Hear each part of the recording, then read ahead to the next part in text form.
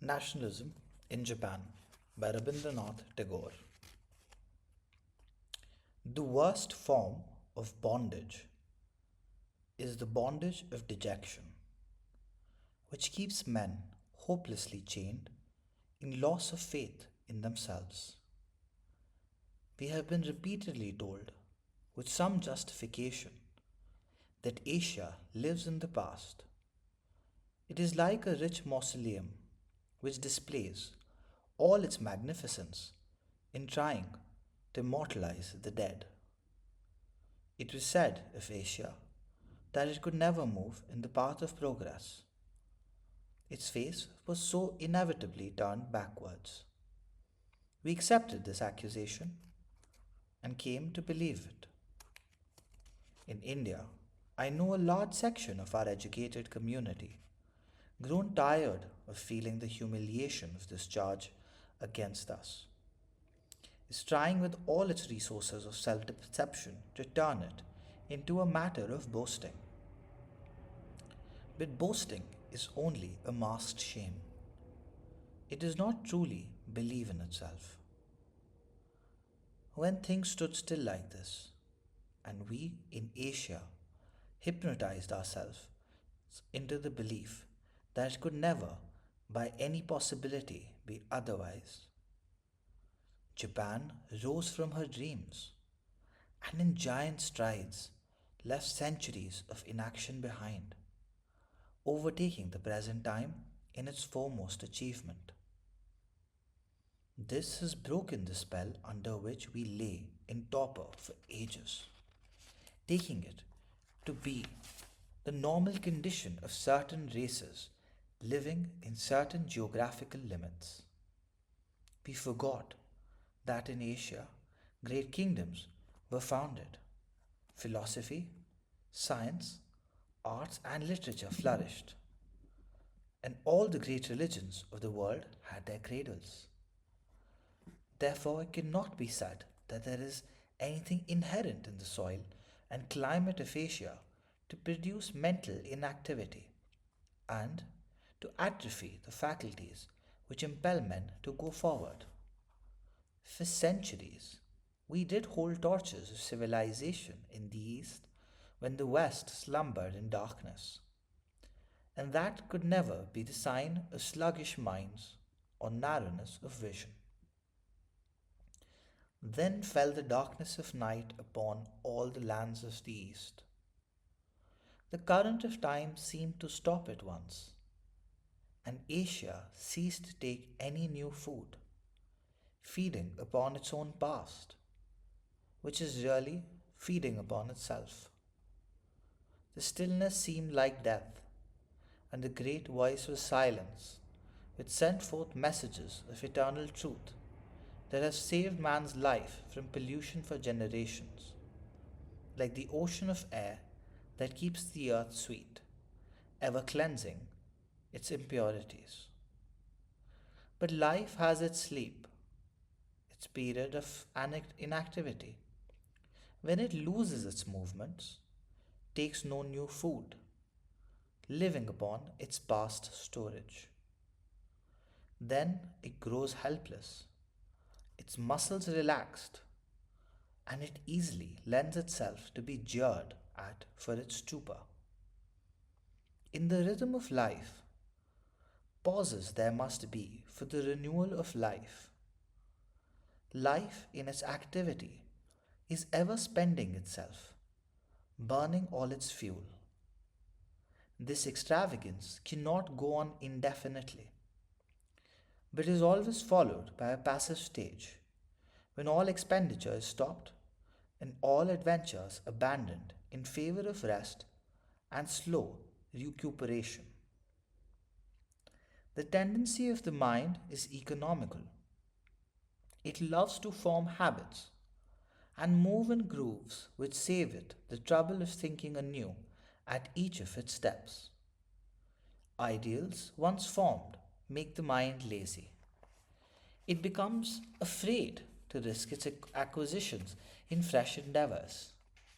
It tries to enjoy complete security by shutting up its belongings behind fortifications of habits. But this is really shutting oneself up from the fullest enjoyment of one's own possessions. It is miserliness. The living ideals must not lose their touch with the growing and changing life. Their real freedom is not within the boundaries of security, but on the high road of adventures, full of the risk of new experiences. One morning, the whole world looked up in surprise when Japan broke through her walls of old habits in a night and came out triumphant. It was done in such an incredibly short time that it seemed like a change of dress and not like the building up of a new structure. She showed the confident strength of maturity and the freshness and infinite potentiality of new life at the same moment. The fear was entertained that it was a mere freak of history, a child's game of time, the blowing up of a soap bubble, perfect in its rondure and coloring, hollow in its heart and without substance. But Japan has proved conclusively that this sudden revealment of her power is not a short lived wonder, a chance product of time and tide, thrown up from the depth of obscurity to be swept away the next moment into a sea of oblivion. The truth is that Japan is old and new at the same time.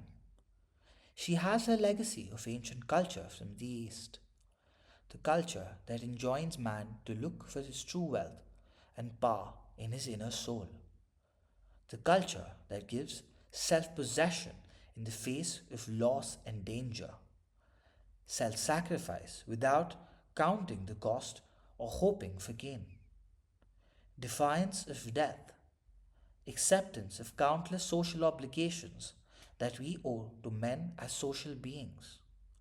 In a word, modern Japan has come out of the immemorial East like a lotus blossoming in easy grace, all the while keeping its firm hold upon the profound depth from which it has sprung. And Japan, the child of the ancient East, has also fearlessly claimed all the gifts of the modern age for herself. She has shown her bold spirit in breaking through the confinements of habits, useless accumulations of the lazy mind which seeks safety in its thrift and its locks and keys. Thus, she's come in contact with the living time and has accepted with eagerness and aptitude the responsibilities of modern civilization. This it is which has given heart to the rest of Asia. We have seen that the life and the strength are there in us, only the dead crust has to be removed. We have seen that taking shelter in the dead is death itself, and only taking all the risk of life to the fullest extent is living. I, for myself, cannot believe that Japan has become what she is by imitating the West. We cannot imitate life. We cannot simulate strength for long. Nay, what is more, a mere imitation is a source of weakness, for it hampers our true nature. It is always in our way. It is like dressing our skeleton with another man's skin, giving rise to eternal feuds between the skin and the bones at every moment. The real truth is that science is not man's nature, it is mere knowledge and training. By knowing the laws of the material universe, you do not change your deeper humanity. You can borrow knowledge from others, but you cannot borrow temperament. But at the imitative stage of our schooling, we cannot distinguish between the essential and the non essential, between what is transferable and what is not. It is something like the faith of the primitive mind in the magical property of the accidents of outward forms which accompany some real truth. We are afraid of leaving out something valuable and efficacious by not swallowing the husk with the kernel. But while our greed delights in wholesale appropriation, it is the function of our vital nature to assimilate, which is the only true appropriation for a living organism. Where there is life, it is sure to assert itself by its choice of acceptance and refusal according to its constitutional necessity. The living organism does not allow itself to grow into its food. It changes its food into its own body.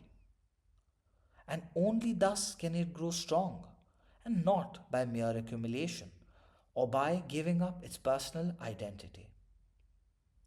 Japan has imported her foods from the West, but not her vital nature. Japan can not altogether lose and merge herself in the scientific paraphernalia she has acquired from the West and be turned into a mere borrowed machine. She has her own soul, which must assert itself over all her requirements. That she is capable of doing so and that the process of assimilation is going on have been amply proved by the signs of vigorous health that she exhibits. And I earnestly hope that Japan may never lose her faith in her own soul, in the mere pride of her foreign acquisition. For that pride itself is a humiliation, ultimately leading to poverty and weakness. It is the pride of the fop who sets more store on his new headdress than on his head itself. The whole world waits to see what this great Eastern nation is going to do with the opportunities and responsibilities she has accepted from the hands of the modern time. If it be a mere reproduction of the West, then the great expectation she has raised will remain unfulfilled. For there are grave questions that Western civilization has presented before the world but not completely answered. The conflict between the individual and the state, labor and capital, the man and the woman, the conflict between the greed of material gain and the spiritual life of man, the organized selfishness of nations and the higher ideals of humanity, the conflict between all the ugly complexities inseparable from giant organizations of commerce and state, and the natural instincts of man crying for simplicity and beauty and fullness of leisure. All of these have to be brought to a harmony in a manner not yet dreamt of. We have seen this great stream of civilization choking itself from debris carried by its innumerable channels.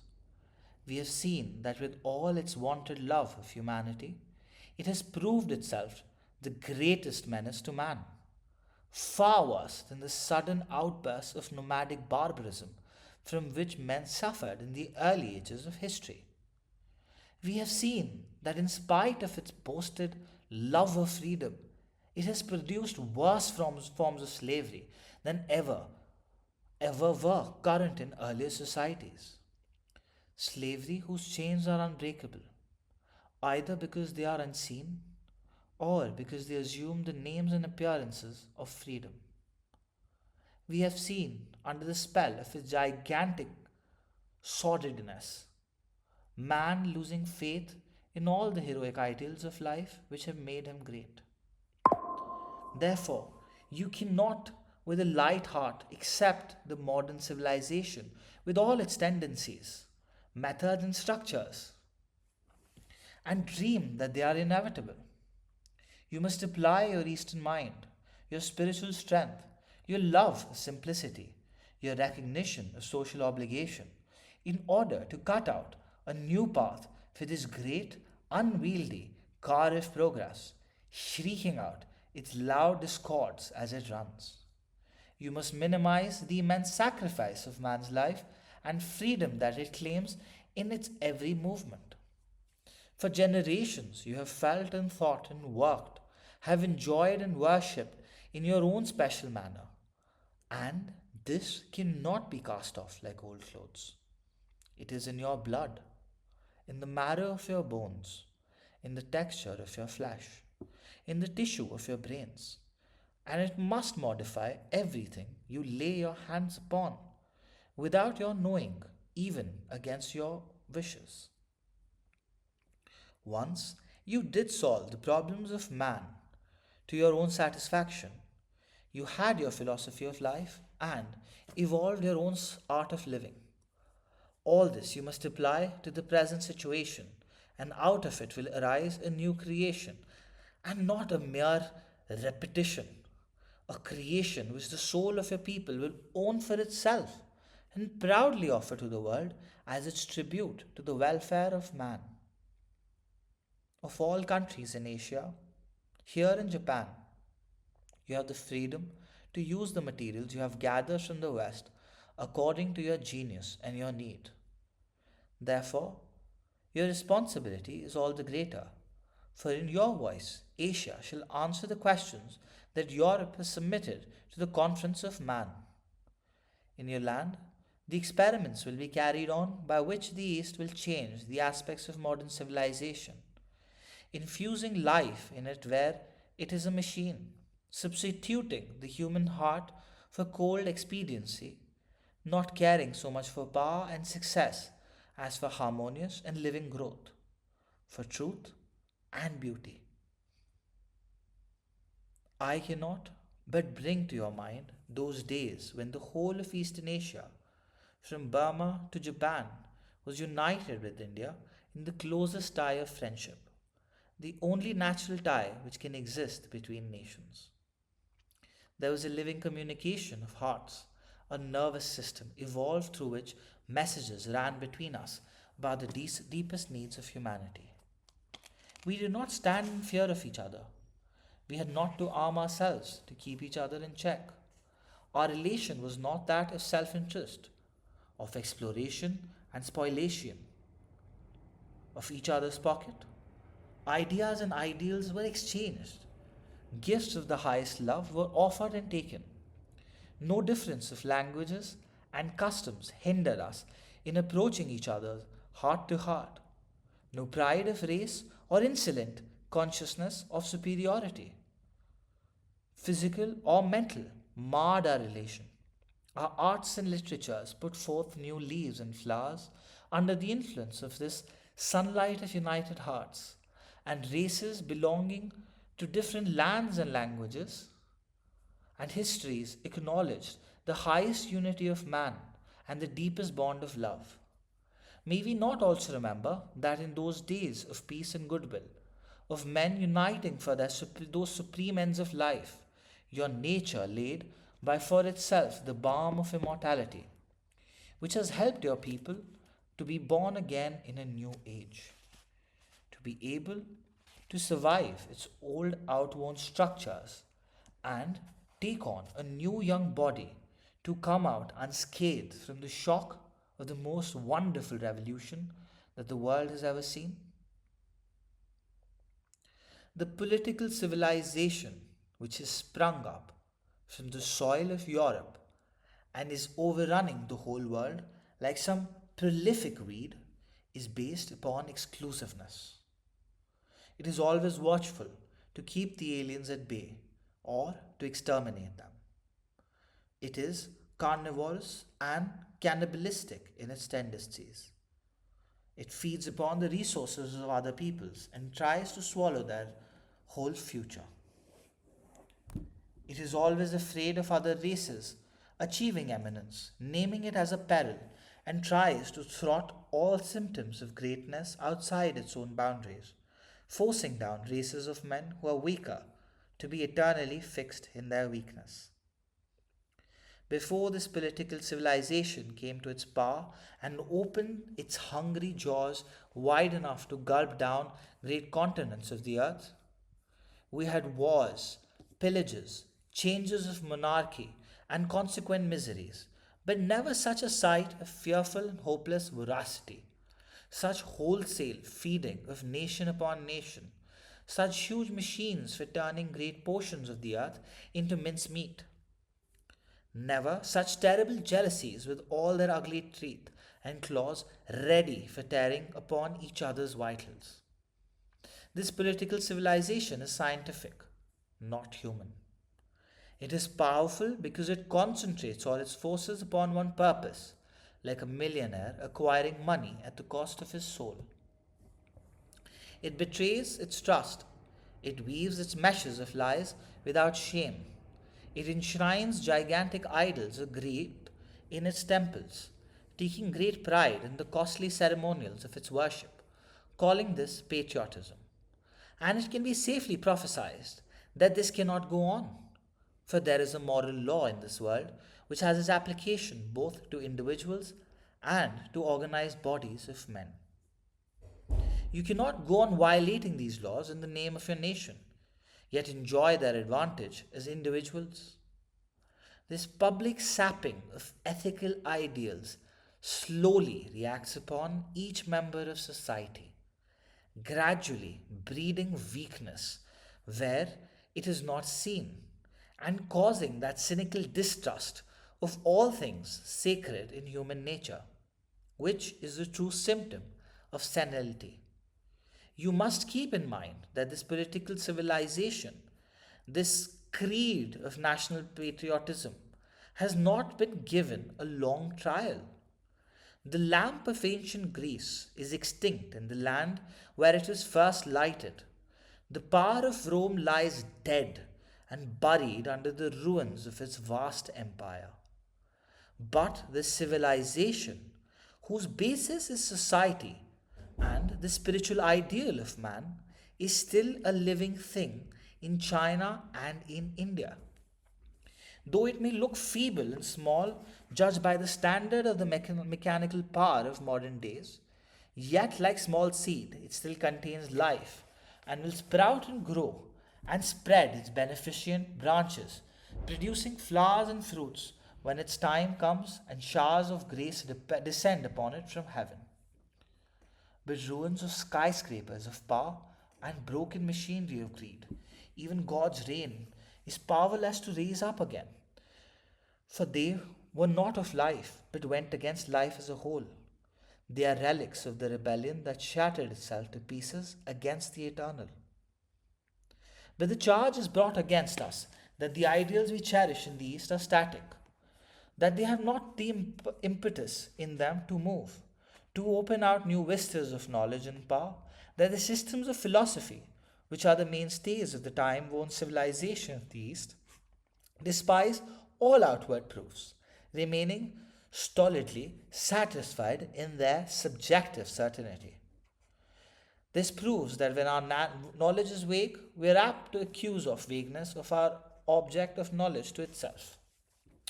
To a Western observer, our civilization appears as all metaphysics. As to a deaf man, piano playing appears to be mere movements of fingers and no music. He cannot think that we have found some deep basis of reality upon which we have built our institutions. Unfortunately, all proofs of reality are in realization.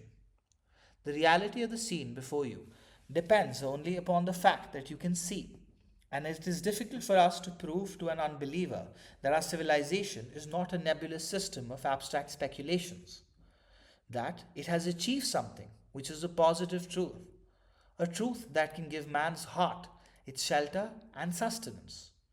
It has evolved an inner sense, a sense of vision, the vision of the infinite reality in all finite things.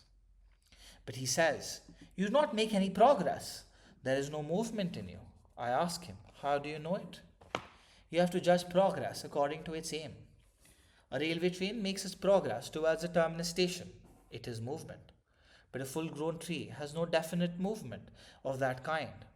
Its progress is the inward progress of life. It lives with its aspiration towards light and tingling in its leaves and creeping in its silent sap. We also have lived for centuries. We still live.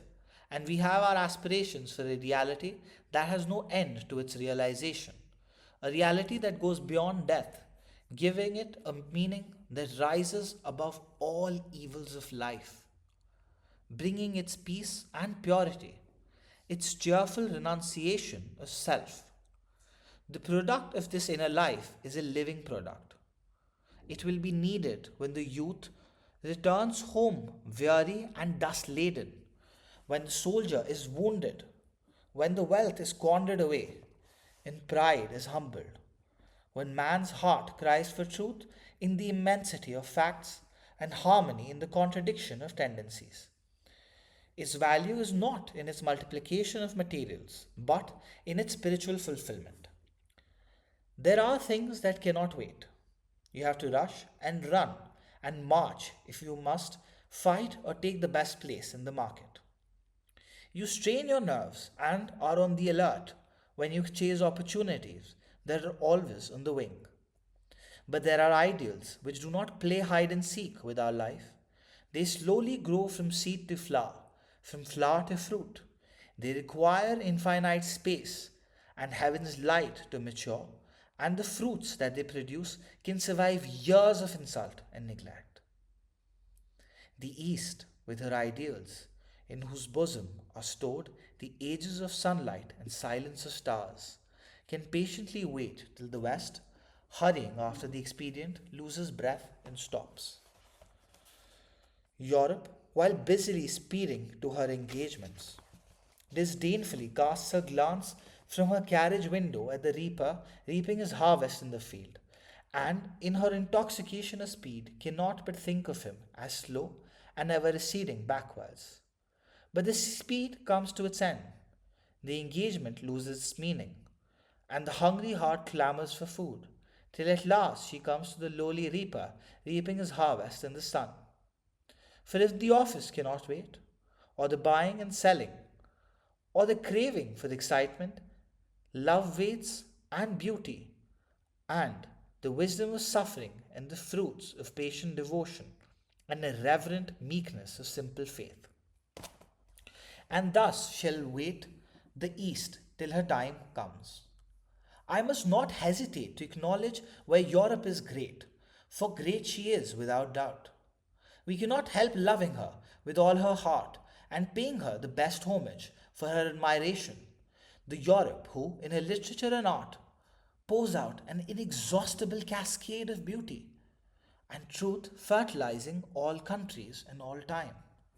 The Europe who, with a mind which is titanic in its untiring power, is sweeping the height and the depth of the universe, winning her homage of knowledge from the infinitely great and the infinitely small, applying all the resources of her great intellect and heart in healing the sick and alleviating those miseries of man which up till now we were contented to accept in a spirit of hopeless resignation.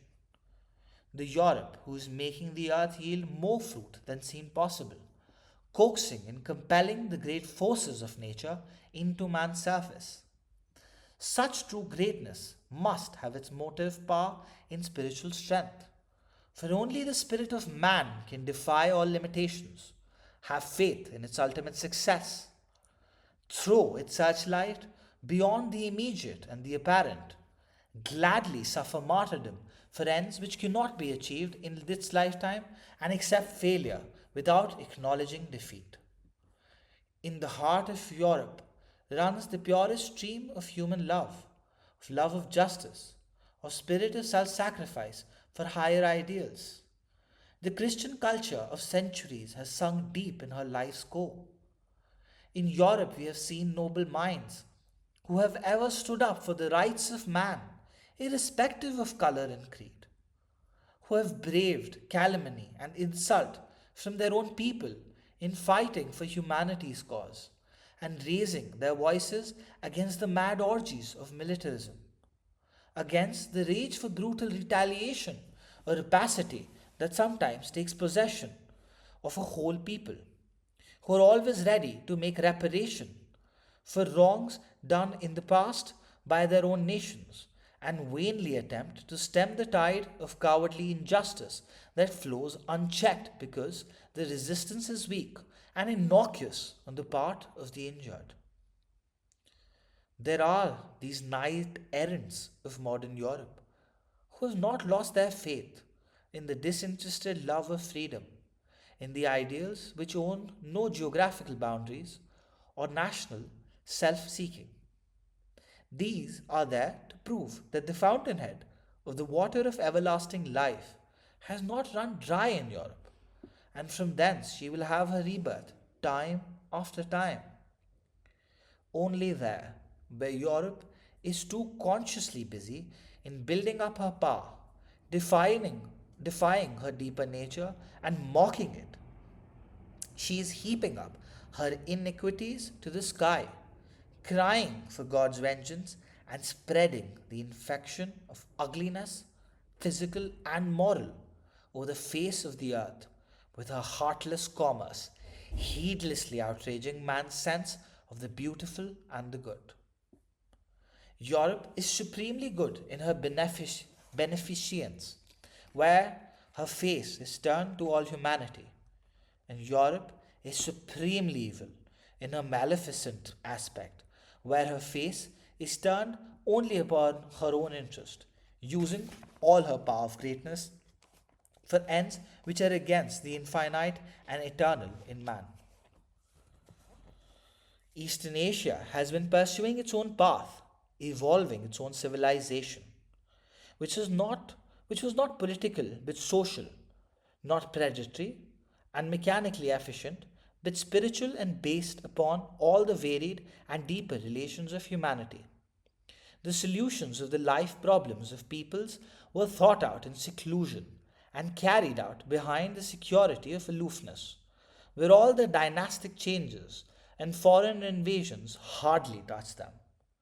But now we are overtaken by the outside world. Our seclusion is lost forever.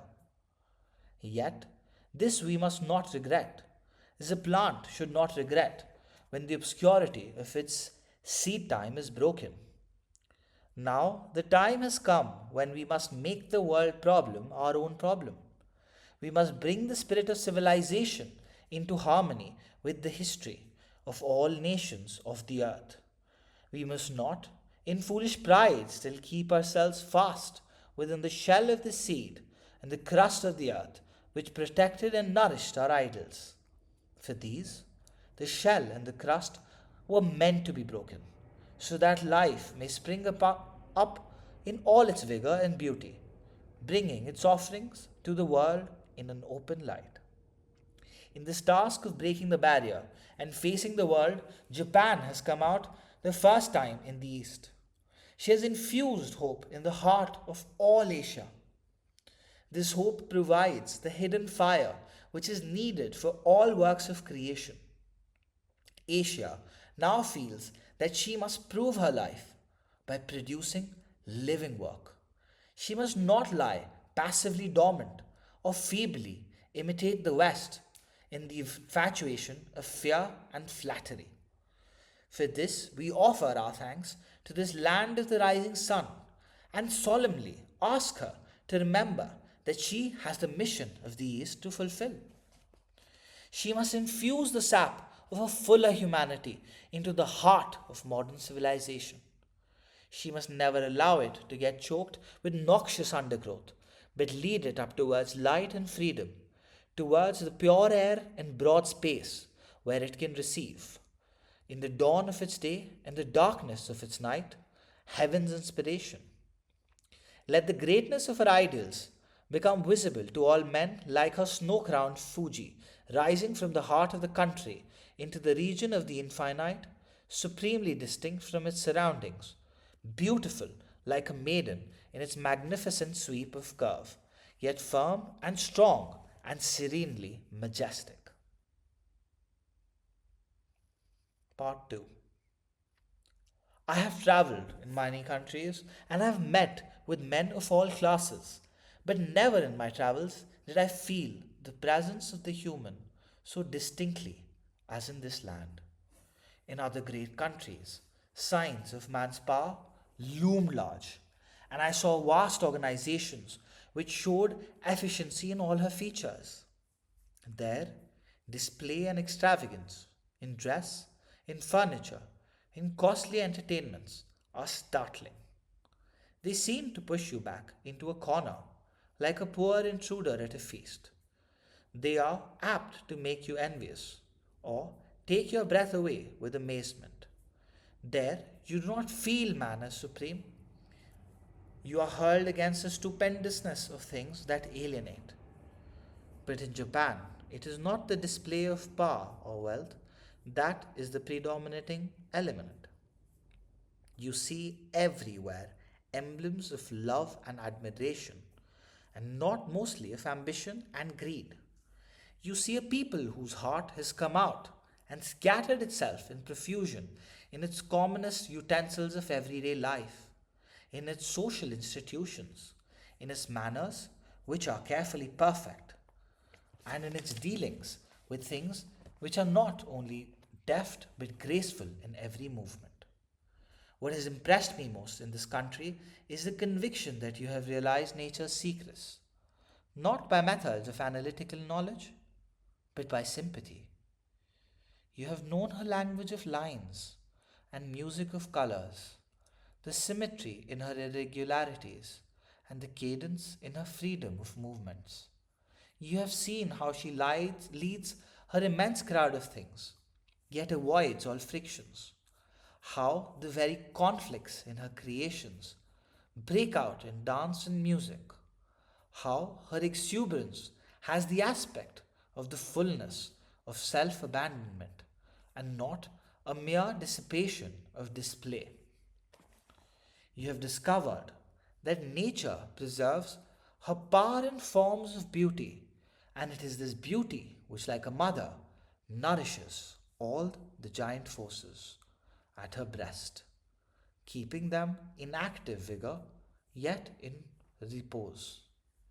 You have known that energies of nature save themselves from wearing out by the rhythm of a perfect grace, and that she, with the tenderness of her curved lines, takes away fatigue from the world's muscles.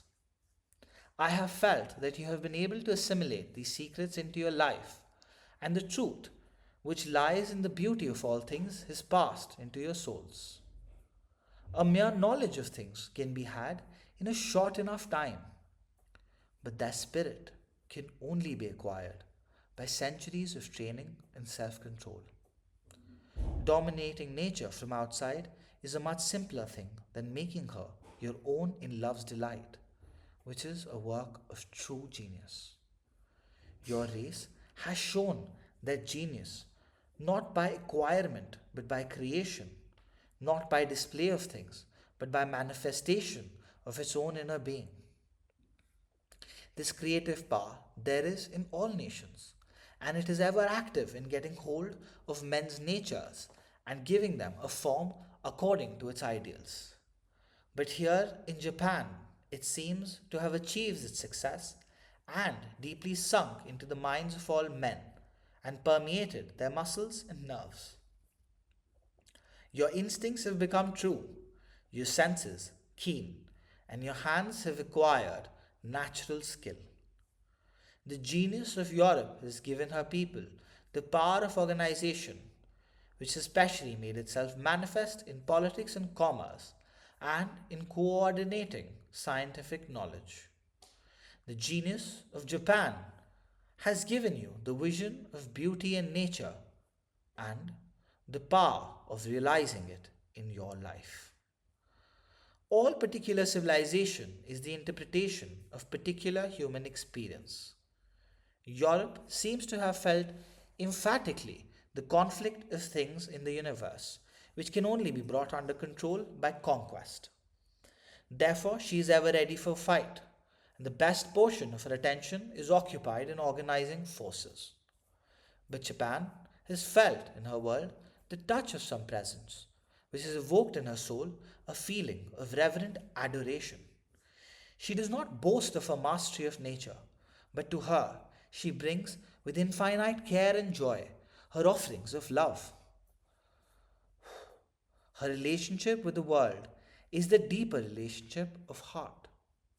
The spiritual bond of love she has established with the hills of her country, with the sea and stream, with the forests in all her flowery moods and varied physiognomy of branches, she has taken into her heart all the rustling whispers and sighing of the woodlands and sobbing of the waves.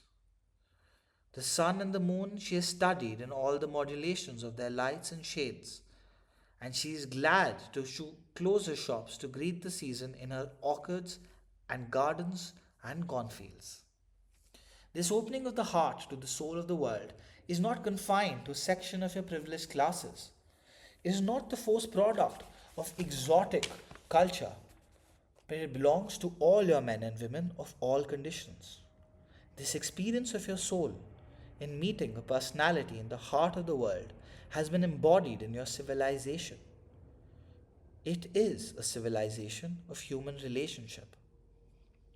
Your duty towards your state has naturally assumed the character of filial duty, your nation becoming one family with your emperor as its head. Your national unity has not been evolved from the comradeship of arms for defensive and offensive purposes, or from partnership in raiding adventures, dividing among each member the danger and spoils of robbery. It is not an outcome of the necessity of organization for some ulterior purpose, but it is an extension of the family and obligations of the heart in a wide field of space and time. The ideal of Maitri is at the bottom of your culture. Maitri with men and Maitri with nature. And the true expression of this love is in the language of beauty, which is so abundantly universal in this land. This is the reason why a stranger like myself, instead of feeling envy or humiliation before these manifestations of beauty, these creations of love, feels a readiness to participate in the joy and glory of such revealment of the human heart. And this has made me all the more apprehensive of the change which threatens Japan's civilization as something like a menace to one's own person. For the huge heterogeneity of the modern age, whose only common bond is usefulness, is nowhere so pitifully exposed against the dignity and power of reticent beauty as in Japan. But the danger lies in this, that organized ugliness storms the mind and carries the day by its mass, by its aggressive persistence, but its power of mockery is directed against the deeper sentiments of the heart. Its harsh obtrusiveness makes it forcibly invisible to us, overcoming our senses, and we bring sacrifices to its altar, as does a savage to the fetish which appears powerful because of its hideousness. Therefore, its rivalry with things that are modest and profound and have the sort subtle delicacy of life is to be dreaded. I am quite sure that there are men in your country who are not in sympathy with your inherited ideals, whose object is to gain and not to grow. They are loud in their boast that they have modernized Japan. While I agree with them so far as to say that the spirit of the race should harmonize with the spirit of the time, I must warn them that modernizing is a mere affectation of modernism, just as an affectation of poesy is poeticizing. It is nothing but mimicry. Only affectation is louder than the original, and it is too literal. One must bear in mind that those who have the true modern spirit need not modernize, just as those who are truly brave are not braggarts. Modernism is not in the dress of the Europeans, or in the hideous structures where the children are interned when they take their lessons, or in the square houses with flat, straight walled surfaces, pierced with parallel lines of windows where these people are caged in their lifetime. Certainly, modernism is not in their ladies' bonnets, carrying on them loads of incongruities. These are not modern, but merely European. True modernism is a freedom of mind, not slavery of taste. It is independence of thought and action, not tutelage under European schoolmasters. It is science, but not its wrong application in life, a mere imitation of our science teachers who reduce it into a superstition, absurdly invoking its aid for all impossible purposes. Life based upon mere science is attractive to some men, because it has all the characteristics of sport. It feigns seriousness, but is not profound. When you go a hunting, the less pity you have, the better. For your one object is to chase the game and kill it, to feel that you are the greater animal, that your method of destruction is thorough and scientific. And the life of science is that superficial life. It pursues success with skill and thoroughness, and takes no account of the higher nature of man. But those whose minds are crude enough to plan their lives upon the supposition that man is merely a hunter and his paradise, the paradise of sportsmen, will be rudely awakened in the midst of their trophies of skeletons and skulls. I do not for a moment suggest that Japan should be unmindful of acquiring modern weapons of self protection, but this should never be allowed to go beyond her instinct of self preservation. She must know that the real power is not in the weapon itself, but in the man who wields those weapons. And when he, in his eagerness for power, multiplies his weapons at the cost of his own soul, then it is he who is in even greater danger than his enemies. Things that are living are so easily hurt, therefore, they require protection. In the nature, life protects itself within its coverings, which are built with life's own material. Therefore, they are in harmony with life's growth, or else, when the time comes, they easily give way and are forgotten. The living man has his true protection in spiritual ideals, which have their vital connection with his life and grow with his growth. But unfortunately, all his armor is not living. Some of it is made of steel, inert and mechanical. Therefore, while making use of it, man has to be careful to protect himself from his tyranny. If he is weak enough to grow smaller to fit himself to his covering, then it becomes a process of gradual suicide by shrinkage of the soul.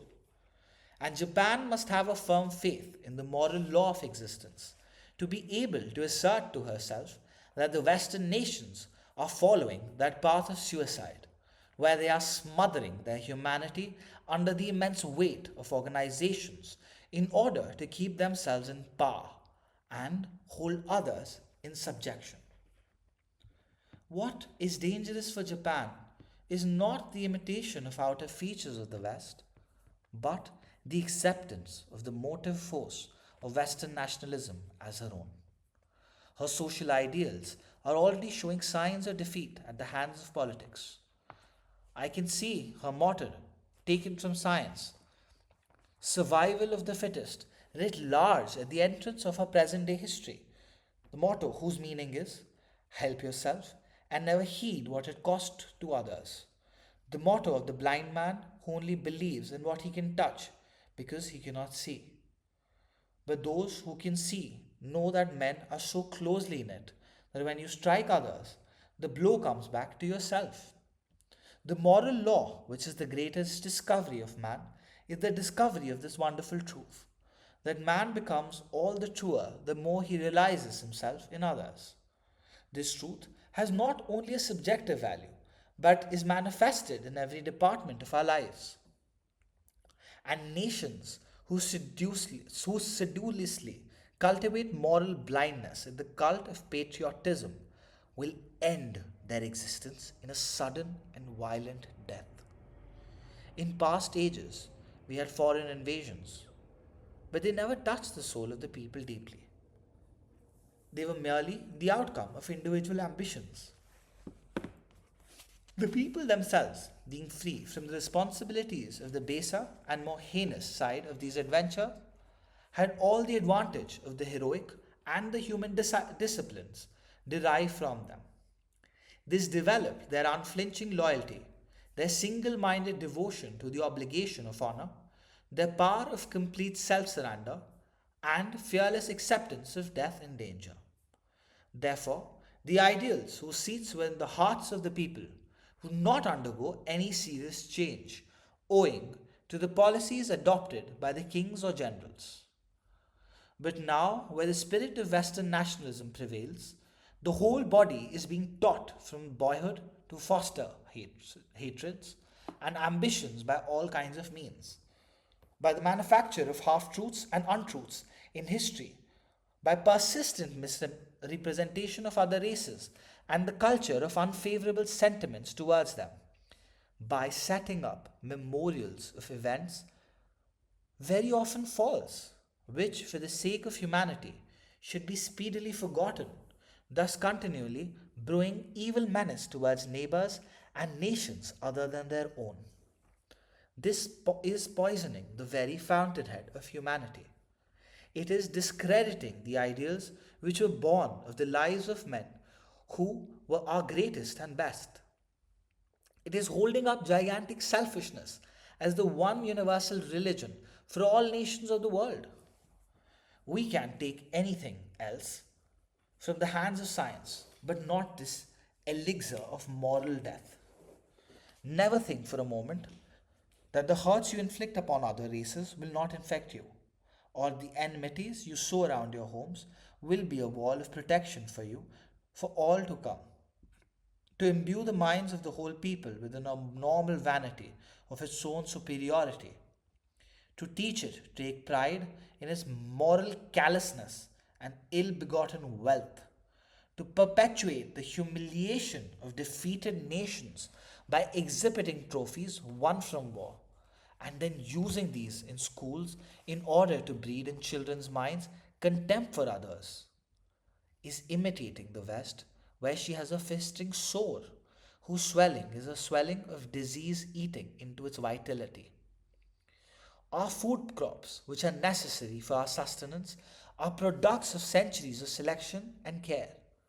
But the vegetation, which we have yet not to transform in our lives, does not require the patient thoughts of generations.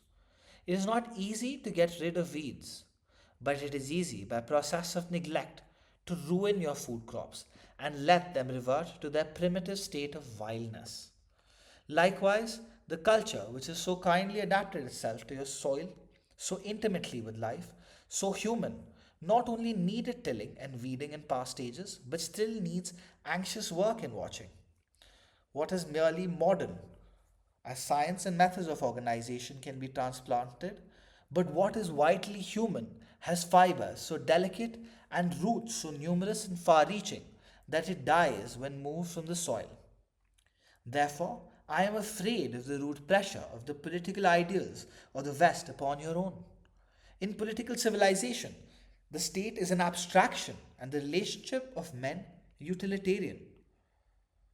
Besides, it has no root in sentiments. It is so dangerously easy to handle.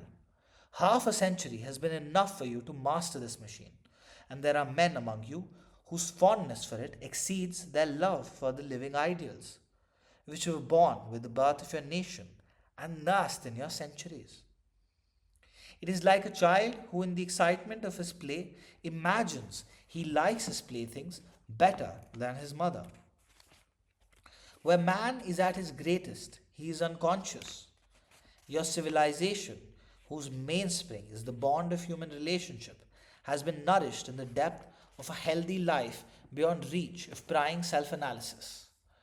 But a mere political relationship is all conscious. It is an eruptive inflammation of aggressiveness. It has forcibly burst upon your notice. And the time has come when you have to be roused into full consciousness of the truth by which you live so that you may not be taken unawares. The past has been God's gift to you. About the present, you must make your own choice.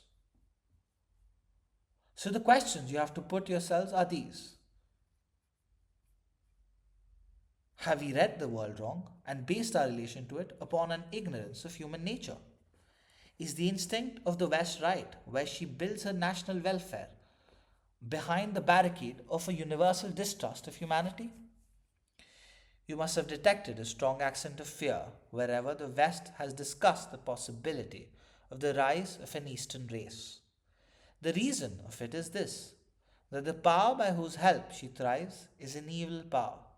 So long as it is held on her own side, she can be safe, while the rest of the world trembles. The vital ambition of the present civilization of Europe is to have the exclusive possession of the devil. All her armaments and diplomacy are directed upon this one object. But these costly rituals for invocation of the evil spirit lead through a path of prosperity to the brink of cataclysm. The furies of terror which the West has let loose upon God's world come back to threaten herself and goad her into preparations of more and more frightfulness. This gives her no rest and makes her forget all else but the perils that she causes to others and incurs herself. To the worship of this devil of politics, she sacrifices other countries as victims. She feeds upon their dead flesh and grows fat upon it, so long as the carcasses remain fresh. But they are sure to rot at last, and the dead will take their revenge by spreading pollution far and wide and poisoning the vitality of the feeder. Japan had all her wealth of humanity, her harmony of heroism and beauty, her depth of self control and richness of self experience. Yet the Western nations felt no respect for her till she proved that the bloodhounds of Satan are not only bred in the kennels of Europe but can also be domesticated in Japan and fed with man's miseries. They admit Japan's equality with themselves only when they know that Japan also possesses the key to open the floodgate of hellfire upon the fair earth whenever she chooses, and can dance in their own measure the devil dance of pillage, murder, and ravishment of innocent women, while the world goes to ruin. We know that, in the early state of man's moral immaturity, he only feels reverence for the gods whose malevolence he dreads. But is this the ideal of man which we can look up to with pride? After centuries of civilization, nations fearing each other like the prowling wild beasts of the night time, shutting their doors of hospitality, combining only for purpose of aggression or defense, hiding in their holes their trade secrets, state secrets, secrets of their armaments, making peace offerings to each other's barking dogs with the meat which does not belong to them, holding down fallen races which struggle to stand upon their feet, with the right hands dispensing religion to weaker people, while robbing them with their left. Is there anything in this to make us envious? Are we to bend our knees to the spirit of this nationalism, which is sowing broadcast over all the world seeds of fear, greed, suspicion, unashamed lies of his diplomacy, and unctuous lies of its profession of peace and goodwill, and universal brotherhood of man? Can our minds be free from doubt when we rush to the Western market to buy this foreign product in exchange for our own inheritance? I am aware how difficult it is to know oneself, and the man who is intoxicated furiously denies his drunkenness. Yet the West herself is anxiously thinking of her problems and trying experiments. But she is like a glutton, who has not the heart to give up his intemperance in eating, and fondly clings to the hope he can cure his nightmares of indigestion by medicine. Europe is not ready to give up her political inhumanity, with all the baser passions of man attendant upon it. She believes only in modification of systems and not in change of heart. We are willing to buy their machine made systems, not with our hearts, but with our brains. We shall try them and build sheds for them, but not enshrine them in our homes or temples. There are races who worship the animals they kill.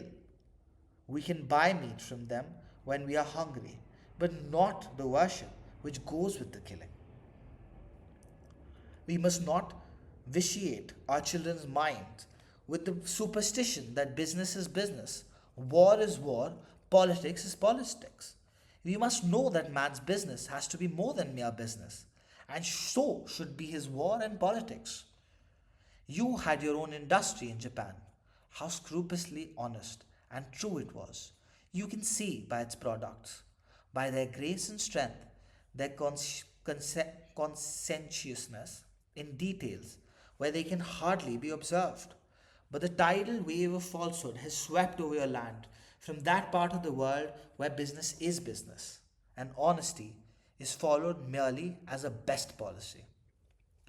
Have you never felt shame when you see the trade advertisements? Not only plastering the whole town with lies and exaggerations, but invading the grain fields, where the peasants do their honest labor, and the hilltops, which greet the first pure light of the morning?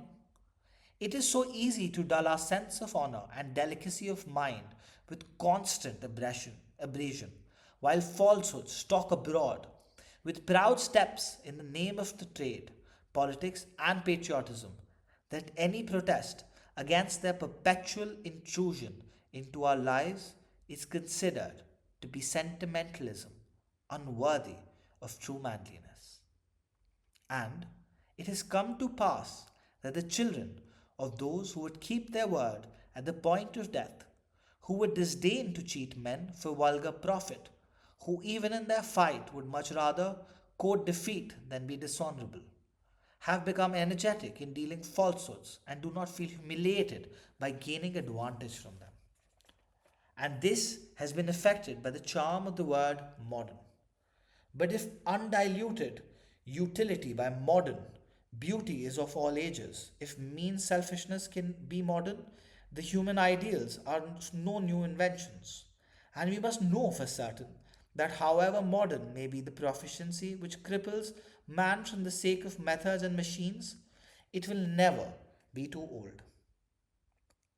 But while trying to free our minds from the arrogant claims of Europe and to help ourselves out of the quicksands of our infatuation, we may go to the other extreme and bind ourselves with a wholesale suspicion of the West.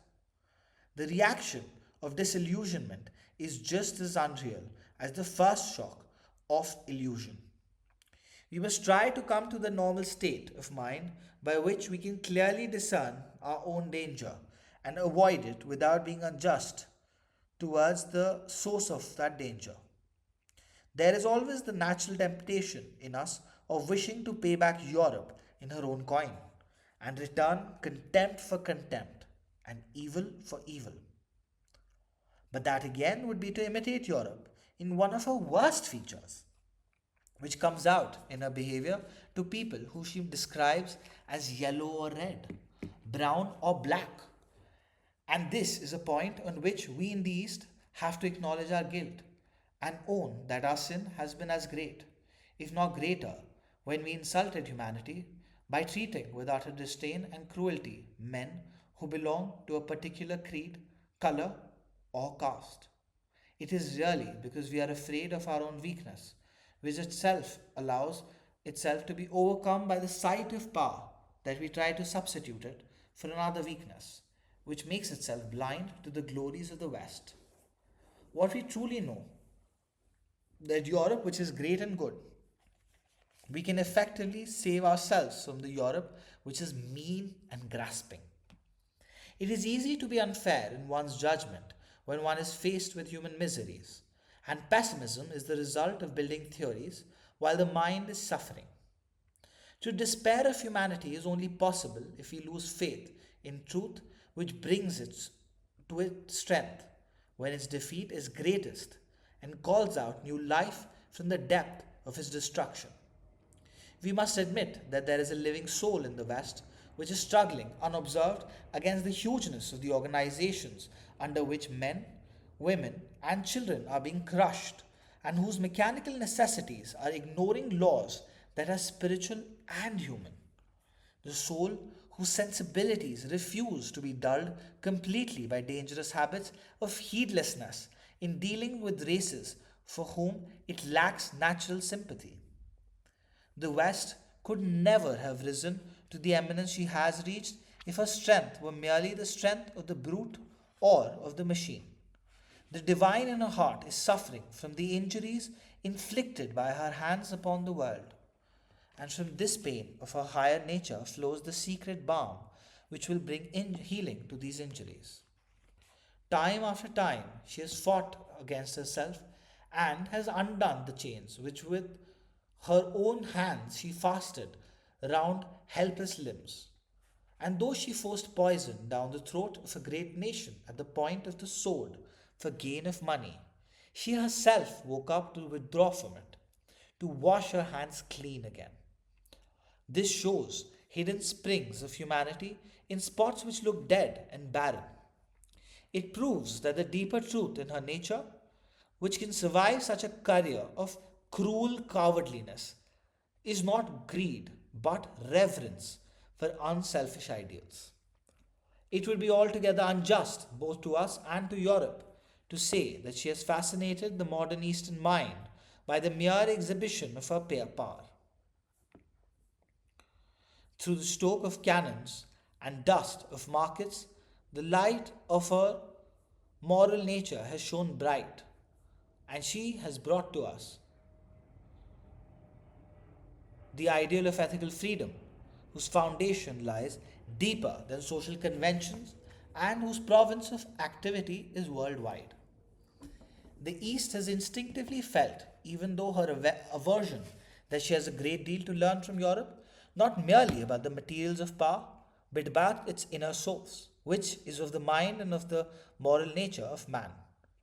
Europe has been teaching us the higher obligations of public good above those of the family and the clan, and the sacredness of law, which makes society independent of individual caprice, secures for its continuity of progress, and guarantees justice to all men of all positions in life.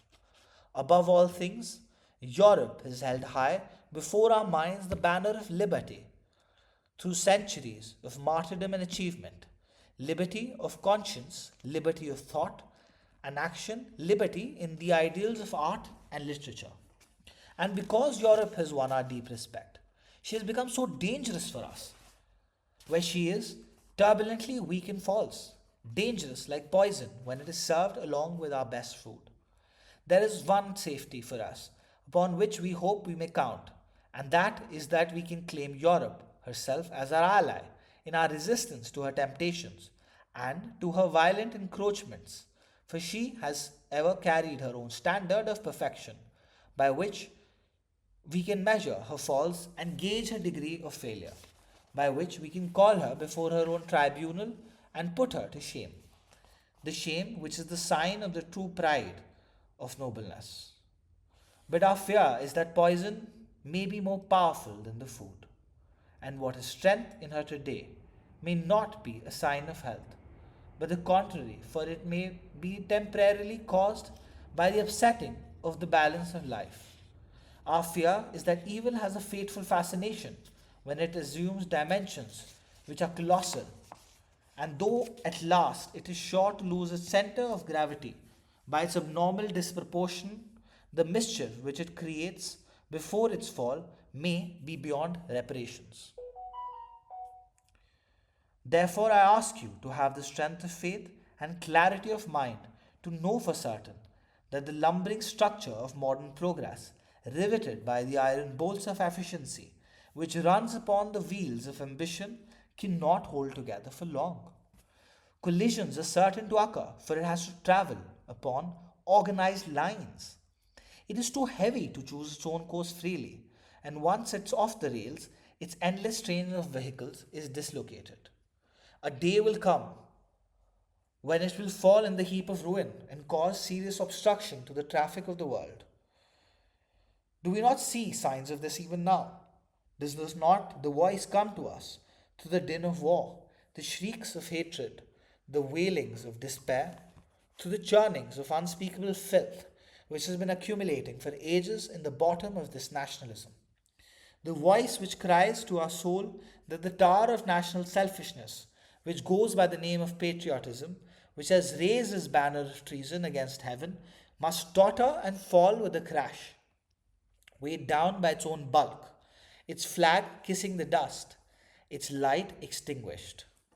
My brothers, when the red light of conflagration ends, sends up its crackle of laughter to the stars, keep your faith upon those stars and not upon the fire of destruction.